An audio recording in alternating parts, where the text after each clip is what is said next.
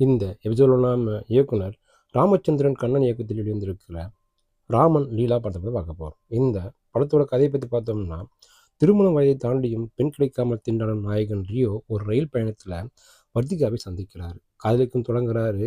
ஆனால் காதலிக்க வேண்டும் என்றால் ஒரு நிபந்தனை என்று வர்த்திகா சொல்கிறாங்க. மாலை 6 மணிக்கு மேல் நான் வீட்டை விட்டு வெளியே வரமாட்டேன். அதனால் 6 மணிக்கு மேல் சந்திக்கக்கூடாது என்று வர்த்திகா கண்டிஷன் போடுறாங்க. மாலை 6 மணிக்கு மேல் ஏன் சந்திக்கக்கூடாது என்கிறார் ரியோ. இதன் பின்னணியில் உள்ள ரகசியம் என்ன என்று ஆராயத் தொடங்குகிறார் ரியோ. இந்த ஆராய்ச்சியில் யோசித்து பார்க்க முடியாத ஒரு பிரச்சனை வர்த்திகாவுக்கு தெரிய வருது.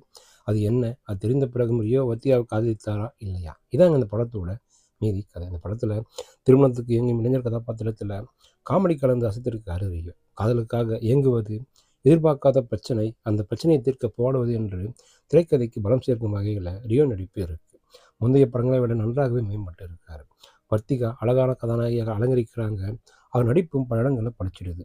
ரியோவின் தந்தையாக நடித்திருக்கும் சேத்தன், அம்மாவை நடித்திருக்கும் மாளவிகா அவினாஷ், தந்தையாக நடித்திருக்கும் தாவியாபு, மாமன் நடித்திருக்கும் முனிஷ்காந்த், நண்பர் நடித்திருக்கும் பாலா தியாகரன் தயாளன், வர்த்திகாவின் அம்மாவை நடித்திருக்கும் தீபா வெங்கட், மாமனாக நடித்திருக்கும் மாகாப்பா ஆனந்த், தாத்தா நடித்திருக்கும் காத்தா ராமமூர்த்தி ஆகியோரின் பொருத்தமா தேர்வுன்னு சொல்லலாம்.